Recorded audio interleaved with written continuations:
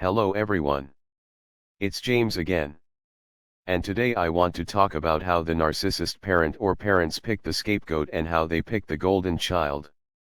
And how it ties, I believe, into the nurture theories and opinions that are out there. And it's important to mention there are many that have opinions that are separate from nature and nurture and how the scapegoat and golden child are selected. Now I believe discussing these things are important to at least have some sort of understanding as to what happened to you in your childhood. Because if you're watching this video, there's a good chance you grew up being the scapegoat in the home where you had at least one narcissist parent. Or maybe both of them were narcissists. Either way, growing up the scapegoat, you were put through a lot. And because of that, there are a great many things that need to be worked through when doing the self-work and self-healing. So with that being said, what do I think? Or what are my opinions on this topic? And please, keep in mind, these are just my opinions as a result of my personal experiences regarding how I grew up in a home with my mother being a narcissist, and experiences others have relayed to me. And my opinion is this. The narcissist does the same testing on her very young children, even when they are quite possibly toddler age, to see how they will respond to things. Much like the narcissists you meet in your adult years. I've talked about before the narcissist do test. How they do certain things to see what you will do in response. Such as, they will love bomb you with gifts and attention. And what they want you to think is they love you. Then after several months of this, they will take it all away by getting in a horrible argument with you for literally nothing. Calling you all kinds of names. Maybe even accusing you of cheating on them. All just to see what you will do. Such as, will you say, this person is a nut job, and then you run for the hills? Or will you stay and try to debate with them and work things out?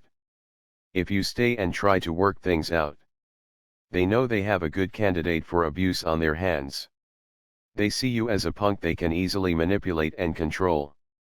And get narcissistic supply from. Well, your parents might not give you the exact same test. Especially if you are a toddler. Or a few years later when you are just starting school. But they will not only test to see if you are easy to manipulate, but also to see if you have no problem lying or are you very honest and question things you see as not being right. They will test to see if you have empathy or if you don't. In my situation, as long as I can remember, I would question things. At the age of 6, I would hear my mom lie to someone about something. And later on, I would say, Mom, why were you lying to that person? What you were saying wasn't true. My mom would try to gaslight me and try to tell me I didn't hear what I had heard. I would persist and tell her that's not true. That I know what I heard. I questioned things to no end. My mother also noticed I had a lot of empathy from the very start for her and others. I was always trying to help her with things I could and others I noticed needing some help. Even though I wasn't much help. I was only 6 or 7. But the fact was I was trying. My mother noticed these things. I also think she manufactured situations to make me think she was sick or dying or something. To see what I was going to do. To see if I would get scared and try to do something to help. Now this is why the nurture piece of the puzzle is important. Now for the record. I do believe that how a child is treated in their childhood can and does greatly affect their outcome. But I also believe nature has a lot to do with it as well. Sometimes nature can be overridden by nurture if caught early enough. But sometimes not. That being said, I think narcissists, or at least some of them, look for these traits early on in their children. Because no one nurtured me to be caring and loving. No one taught me to question things and want to find the truth of certain matters. It's just always how I was. My brother, however, was very gullible and easy for my mother to manipulate. She realized from the word go.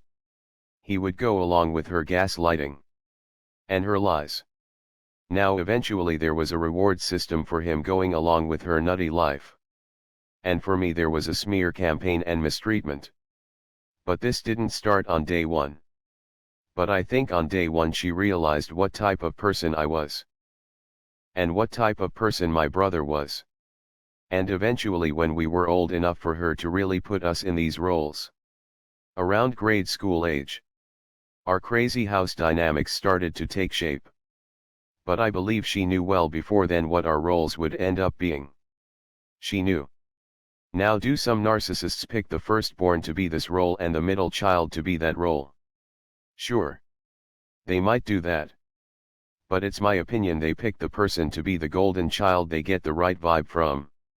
The vibe they are okay with going along with a lie just to get a few bits of fake love. And if they have a gullible nature about them. And they seem to have a low amount of empathy from the very start.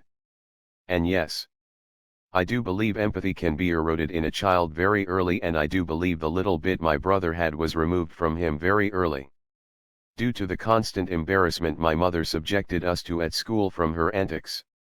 From the constant humiliation we received as a result. And the mistreatment we received there. From the other students along with the teachers. And not having any kind of support system at home.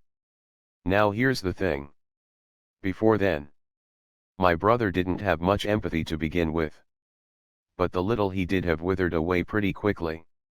I do think if he was raised in a normal home, he would have had a shot at being a normal healthy guy. With learned empathy. But I think my brother along with my mother have something they are missing genetically that predisposes them to having no empathy. Because how did I have it from the moment I had thought, and no one ever taught it to me? It was just there. It was just a part of who and what I was. No, I wasn't perfect. I was far from it. But I had something inside that made me question right and wrong. Something that always made me want to find the truth. And it's my belief narcissist parents can see these traits in their children as early as them being toddlers. And this helps them determine what roles they will select for their child when their baby cuteness wears off. Now this is important for you to understand, because one of the things the scapegoat has oftentimes is empathy for their narcissistic parents and siblings. And it's okay to feel that way. And don't let anyone shame you for feeling that way.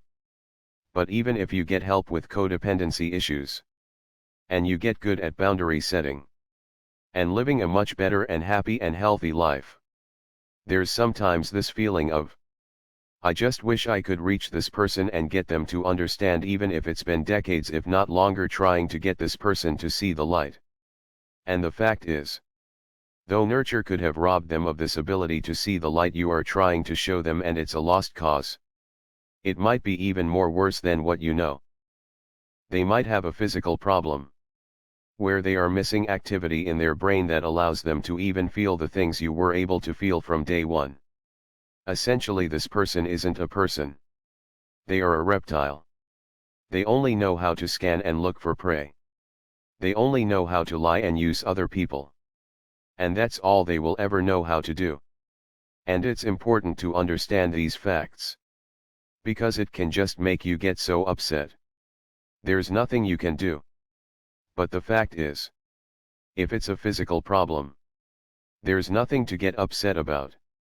Because they might just be born that way. Or at least so much so they were predisposed to becoming who they became. As it was induced or triggered by the living situations you and your siblings lived in. Now again, I strongly believe the grooming and nurture, or lack thereof, the narcissist parent put their children through, has a huge amount to do with how both the scapegoat and golden child turn out. But I think it begins with nature. I was sitting back one day and thinking to myself, before I felt the craziness in my home, I had empathy for others. And I was always thinking and trying to process information, and would understand if something was wrong or sounded wrong to me. Now granted, I still turned into a codependent because of the grooming and lack of love. But even in those relationships as an adult, I knew what was happening was wrong. Or at least I felt it. I would just second guess myself. Or try to suppress that feeling. And or debate with this person in my life hoping I could see a spark of empathy. I would still say, no. That's not right. You did say that to me. Or that doesn't seem like a good idea. The problem was I didn't grab a clue and run. And again. That goes back to nurture and being groomed to stay. But why was I groomed to be a codependent? Because my mother noticed I had the spark in my eye of love for others. It's like putting a soccer ball on the floor.